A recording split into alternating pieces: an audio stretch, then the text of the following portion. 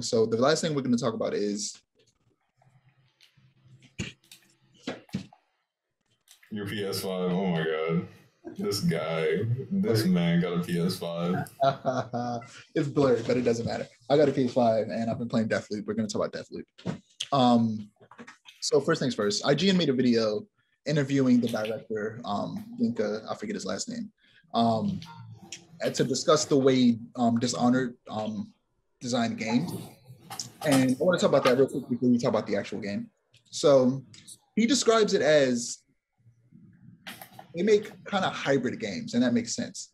Because immersive sims, the type of games that me and you talk about loving all the time, they don't really fall into a specific genre too much. They can kind of be put into any genre. And the genre that I love it in is stealth games, because I love having different options of how to tackle a situation in a stealth game specifically. But you can have immersive sim and, you know, action and a bunch of other things. And I'm sorry, I lost my train of thought. I completely lost my train of thought. It's part of why I'm so excited for Redfall, even though all we saw was a CGI trailer. And for you, it wasn't enough to get you excited. But the reason I'm just excited based off that trailer alone is, one, I like the way the characters look. And you know I like me some werewolves, and vampires are just close enough to werewolves that I also like them.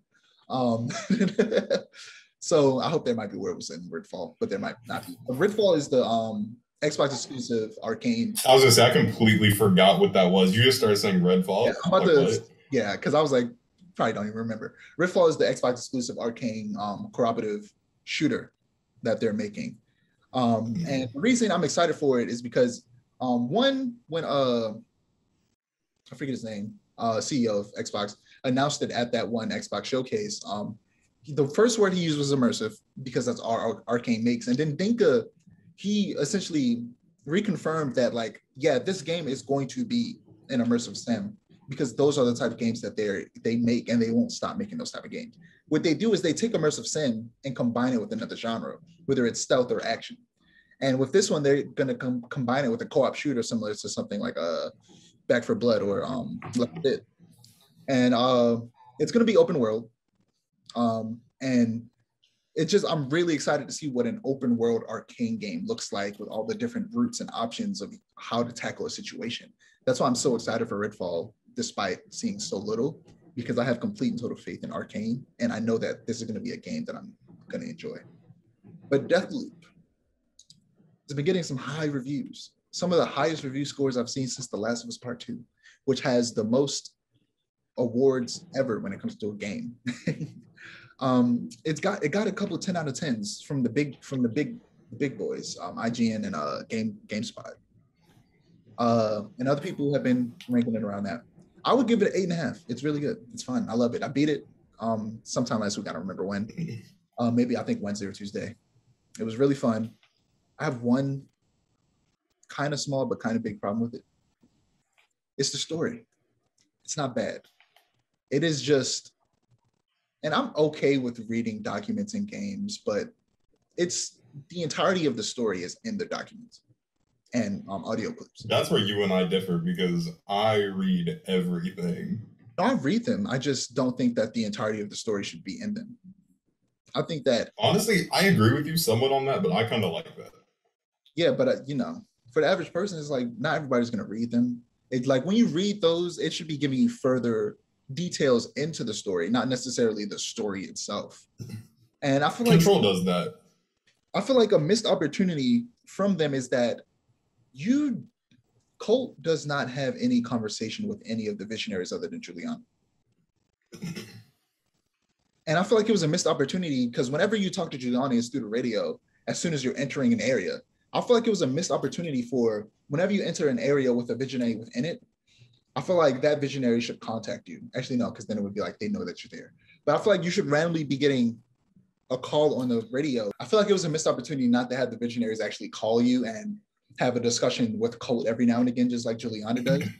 Because one of the characters Colt is actually really close with and a good friend with. And I feel like it was a missed opportunity not to have them have a conversation. And yeah, a lot of the story is buried in audio logs and documents, and I feel like that was a bit of a detriment. But the gameplay, it's fun. You could definitely go in guns blazing and it'll work out. But I went in, I used stealth mostly. I used ether, which was the one that slab that turns you invisible. And then I used shift, which is the teleport. I forget. Blink. Yeah, I was about to say the blink and Dishonored. Um, yeah, those were my go-tos so that I could get up high and hide and just sneak around people. I did try going in loud a couple times. It went well once. Every other time it did not. Because there's a slab I meant that called Havoc, I think, that boosts your health and your damage. That's really cool. But yeah, the game's fun. I can't wait for you to play it.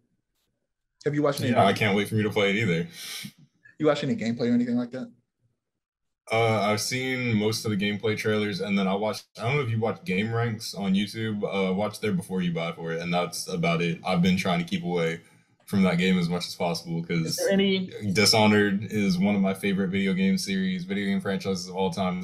This is Dishonored's spiritual successor, so I want to go in with Is there anything you that freshness. is there anything you do want to know about the game that isn't spoilery? Are there like multiple endings? Like, is there a chaos system? Do I have to like not kill people? Yeah, that's the thing. Well, I don't even know why you asked that. You know you have to kill people. Like literally. Well, I mean, that's the thing. In Dishonored, you didn't have to kill anybody. That's why I was asking. Actually, well, I'll get into it.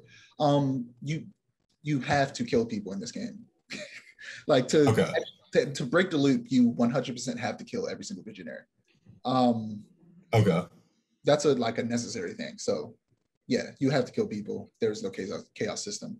But also, thank God. Okay. but also, the chaos system in the second game wasn't as bad as it was in the first game, because the reason, yeah, the reason a lot of people disliked it in the first game is because it essentially restricted, unless you wanted a super bad ending, you literally just couldn't have fun. Like you couldn't use. That's actually not true. Like no, because you could kill everybody except for the targets. If you killed the targets at the end, that's what got you the bad ending. I did it on accident in like I think like my third or fourth playthrough of the first game where I accidentally killed somebody. I was trying to go for a no kill run and it turned down the entire. I was already far in the level and everybody got alerted and I was like, at this point, whatever. And I just started killing everybody except for the target to the end. And I was just mad. I still got the best ending. You can get the best. You just can't kill the target to the end. You have to do the alternate options for them. But you can kill every single guard you want. Yeah, but what they changed in the second game, and the reason I love the second game so much is that every single of the abilities in the first game that are fun, that usually just straight up kill people, there's a non-lethal version of it in the second game. So it gives you that option to where you can still use those really cool abilities that are super fun to use without killing people. So that's a good thing about the second game that I think kind of balances out the chaos system that people didn't like about it in the first game. But yeah, in Deathloop, there is no chaos. You do what you want. That's like already like I can't even say that I don't like the chaos system in Dishonored because like it makes sense with the context of the story and like personally, if you want to have fun, you can have fun. I'm not gonna say I like it, but I'm not gonna say I hate it either. Like it's fine. I'm just glad that I don't have to worry about that in Deathloop because it looks like there's so many like fun ways to just take people out and I don't have to worry about it.